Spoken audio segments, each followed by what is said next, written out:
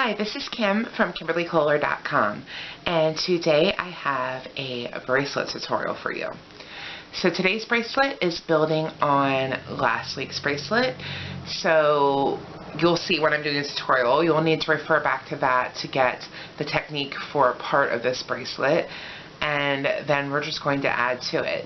So my hope is that you're going to kind of get a whole wrist stacked full of bracelets. So let's get started. So these are the tools and materials you'll need for this bracelet.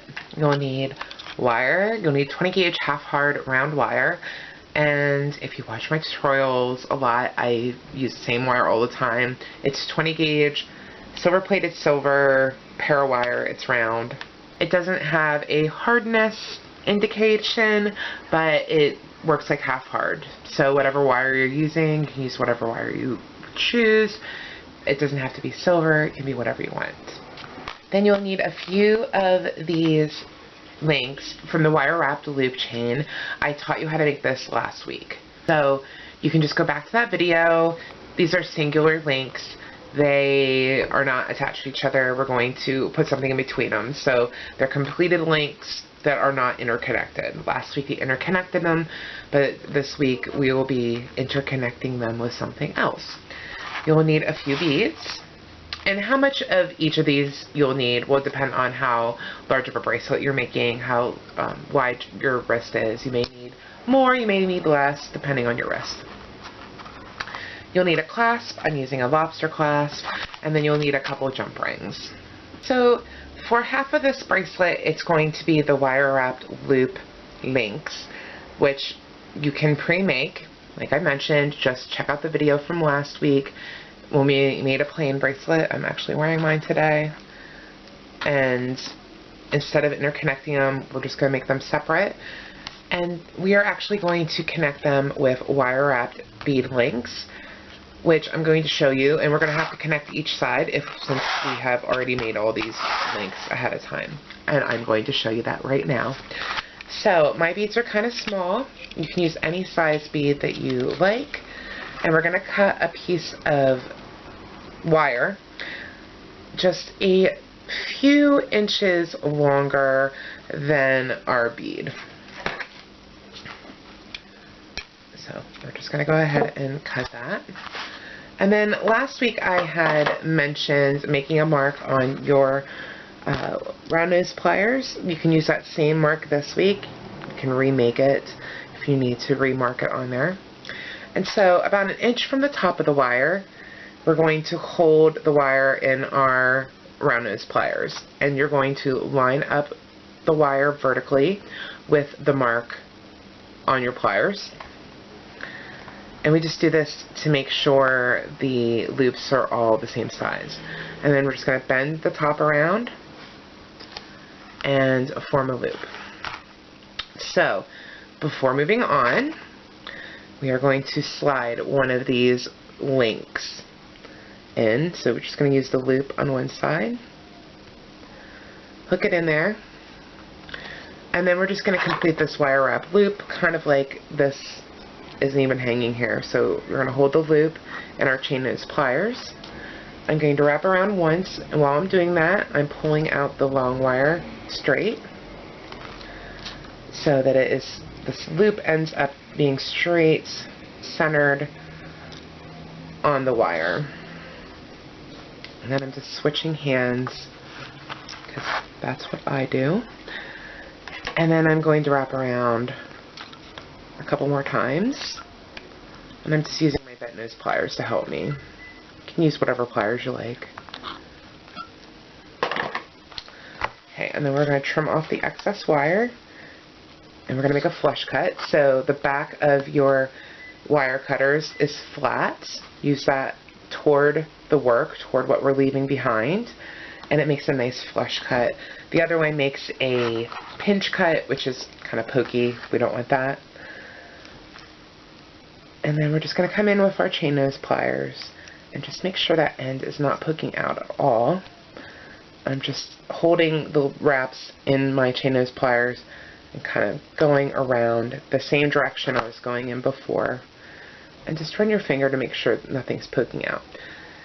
If it's still poking out, you may need to trim it a little bit more closely with your wire cutters, or you might just need to do what we just did again.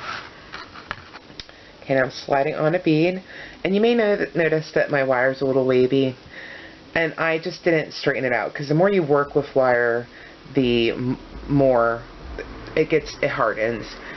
And so sometimes I just don't even bother straightening it until I get to the point where I need to.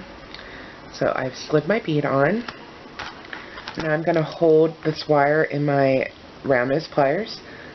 Again, I'm just lining up so that the loops will go the same way on the bottom of the bead to the top. And I'm holding the wire so it's about 1/4 of an inch above the bead, and it's lined up vertically with that line again, so the loop will be the same size again. And we're going to wrap around, form a loop. Okay, and then so now we're going to add on this side another wire wrapped link, a wire wrapped loop chain link. We're going to slide that in there so it's just like the other side. And then we're going to hold the loop we just formed in our chain nose pliers. We're going to go around once, and again we're just going to pull this bead out so that the loop will be straight, centered in between the bead here. And then we are going to wrap around 2 more times.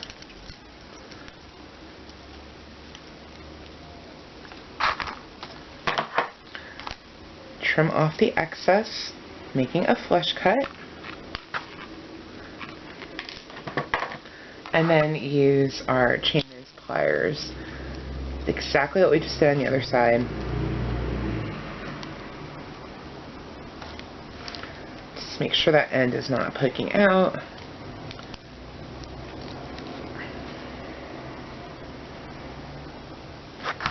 I'm actually going to trim this a little bit more. Try this again. And then I'm just making sure my loops line up. Okay, so we're just going to continue to do this.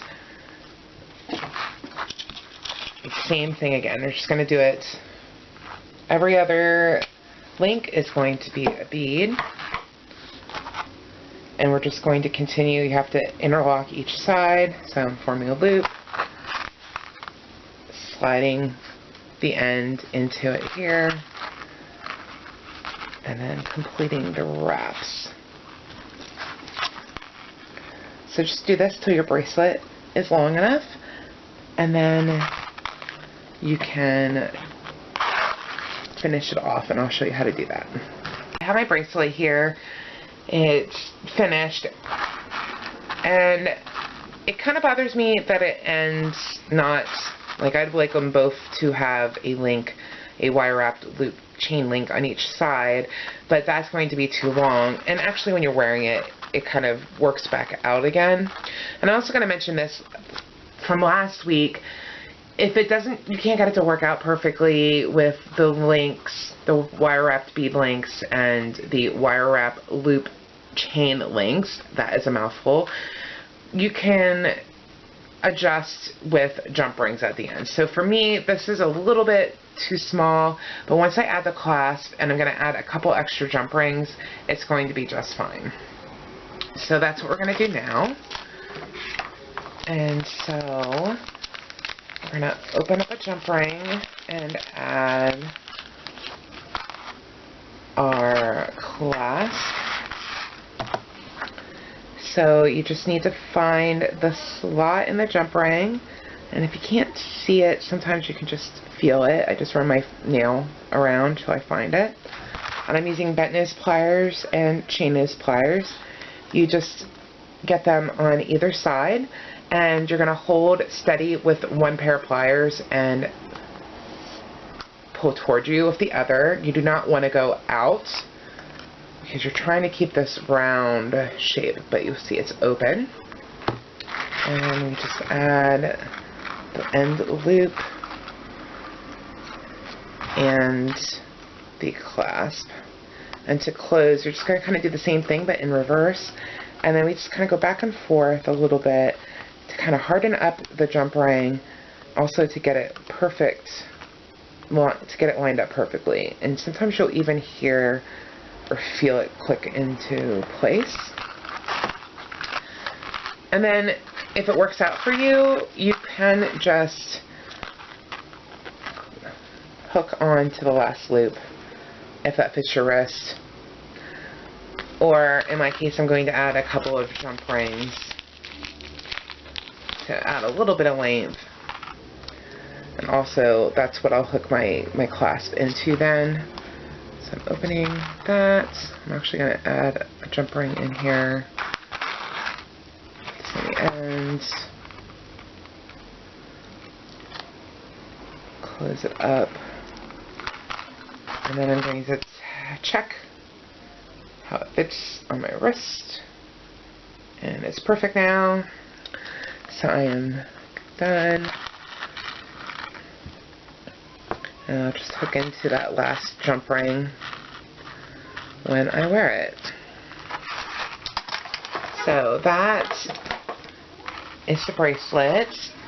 And this bracelet works well just by itself. It's cute. Or you can layer it up with the bracelet we made last week.